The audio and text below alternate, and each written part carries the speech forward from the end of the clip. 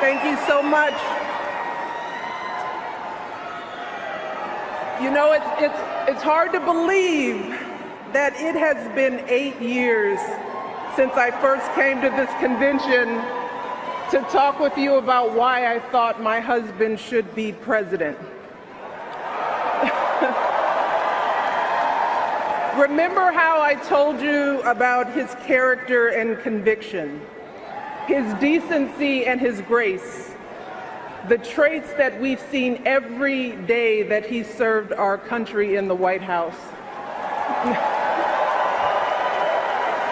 I also told you about our daughters, how they are the heart of our hearts, the center of our world, and during our time in the White House, we've had the joy of watching them grow from bubbly little girls into poised young women, a journey that started soon after we arrived in Washington, when they set off for their first day at their new school. I will never forget that winter morning as I watched our girls, just 7 and 10 years old, pile into those black SUVs with all those big men with guns.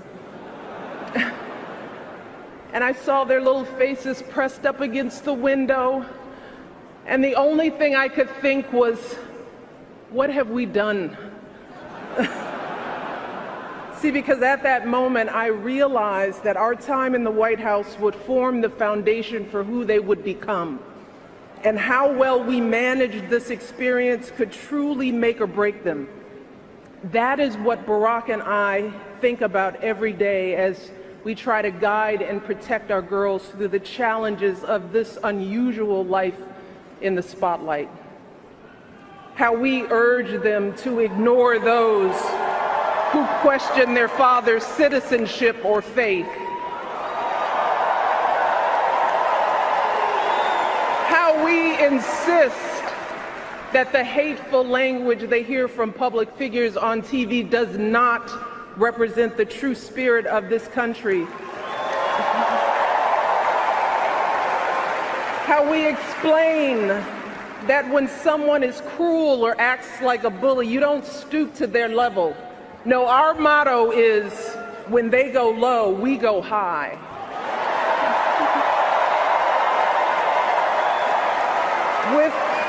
With every word we utter, with every action we take, we know our kids are watching us. We as parents are their most important role models. And let me tell you, Barack and I take that same approach to our jobs as President and First Lady, because we know that our words and actions matter, not just to our girls, but to children across this country. Kids who tell us, I saw you on TV, I wrote a report on you for school. Kids like the little black boy who looked up at my husband, his eyes wide with hope, and he wondered, is my hair like yours? And make no mistake about it, this November when we go to the polls, that is what we're deciding. Not Democrat or Republican, not left or right. No, in this election and every election is about who will have the power to shape our children for the next 4 or 8 years of their lives.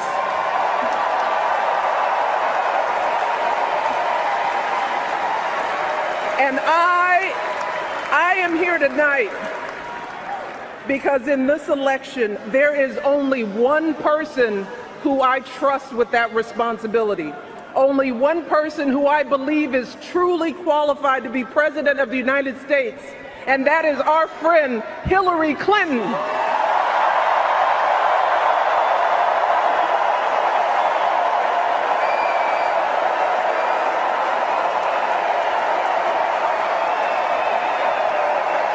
That's right. See, I trust Hillary to lead this country because I've seen her lifelong devotion to our nation's children. Not just her own daughter, who she has raised to perfection, but every child who needs a champion. kids who take the long way to school to avoid the gangs, kids who wonder how they'll ever afford college, kids whose parents don't speak a word of English but dream of a better life, kids who look to us to determine who and what they can be. You see, Hillary has spent decades doing the relentless, thankless work to actually make a difference in their lives. Advocating for kids with disabilities as a young lawyer, fighting for children's health care as First Lady, and for quality child care in the Senate. And when she didn't win the nomination 8 years ago, she didn't get angry or disillusioned.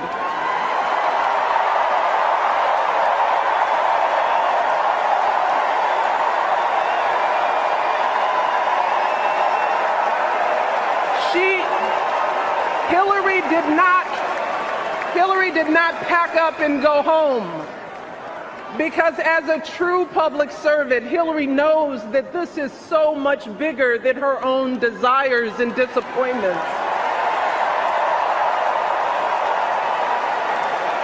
So she proudly stepped up to serve our country once again as Secretary of State, traveling the globe to keep our kids safe.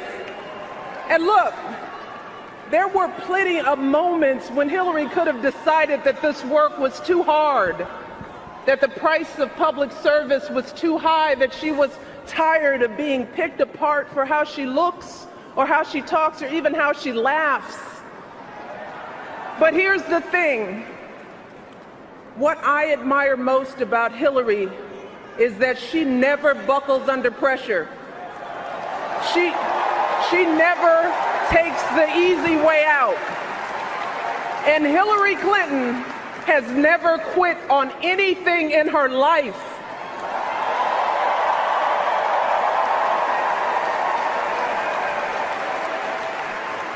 And when I think about the kind of president that I want for my girls and all our children, that's what I want.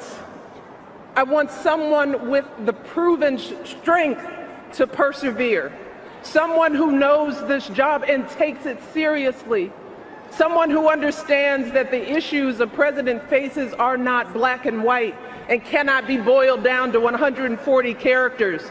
Look, because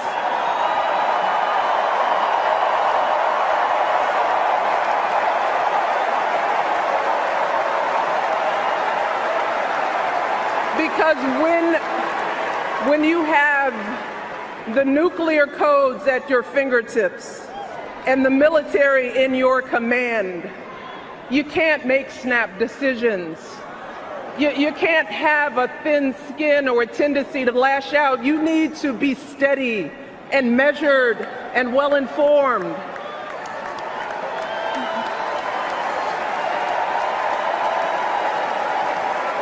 I want a president with a record of public service, someone whose life's work shows our children that we don't chase fame and fortune for ourselves. We fight to give everyone a chance to succeed.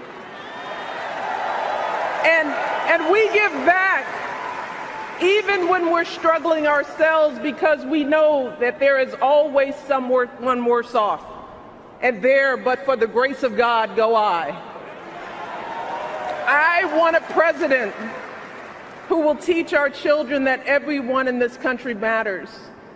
A president who truly believes in the vision that our founders put forth all those years ago, that we are all created equal, each a beloved part of the great American story. And when crisis hits, we don't turn against each other. No, we listen to each other. We lean on each other, because we are always stronger together.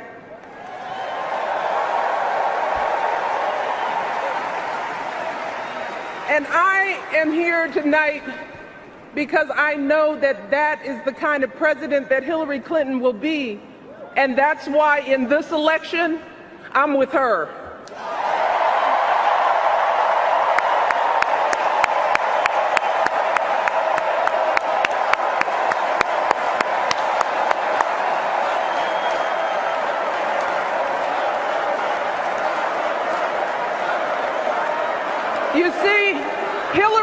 understands that the president is about one thing and one thing only. It's about leaving something better for our kids. That's how we've always moved this country forward, by all of us coming together on behalf of our children. Folks who volunteer to coach that team, to teach that Sunday school class, because they know it takes a village.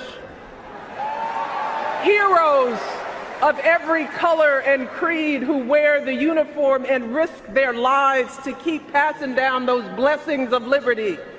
Police officers and protesters in Dallas who all desperately want to keep our children safe. People who lined up in Orlando to donate blood because it could have been their son, their daughter in that club.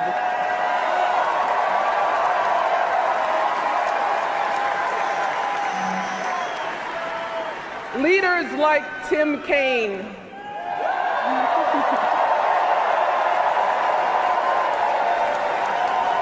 who show our kids what decency and devotion look like. Leaders like Hillary Clinton, who has the guts and the grace to keep coming back and putting those cracks in that highest and hardest glass ceiling until she finally breaks through, lifting all of us along with her. That is the story of this country, the story that has brought me to this stage tonight, the story of generations of people who felt the lash of bondage, the shame of servitude, the sting of segregation, but who kept on striving and hoping and doing what needed to be done, so that today I wake up every morning in a house that was built by slaves.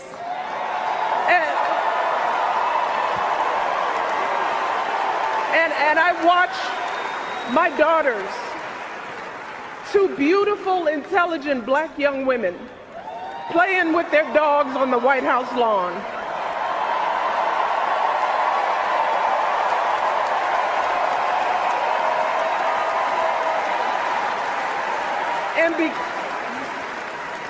And because of Hillary Clinton, my daughters and all our sons and daughters now take for granted that a woman can be president of the United States.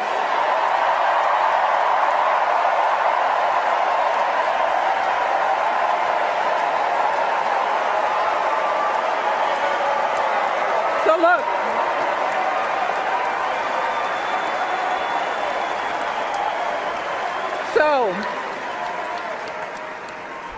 don't let anyone ever tell you that this country isn't great, that somehow we need to make it great again, because this right now is the greatest country on earth.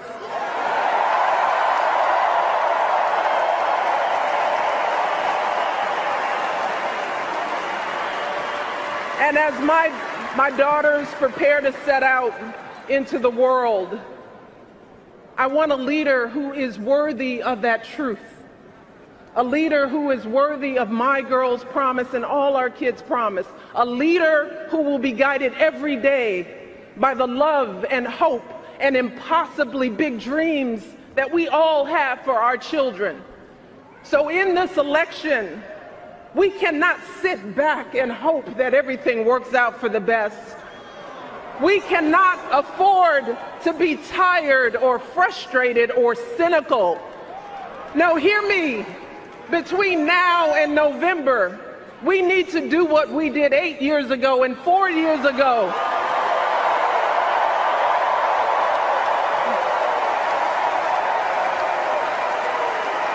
We need to knock on every door. We need to get out every vote.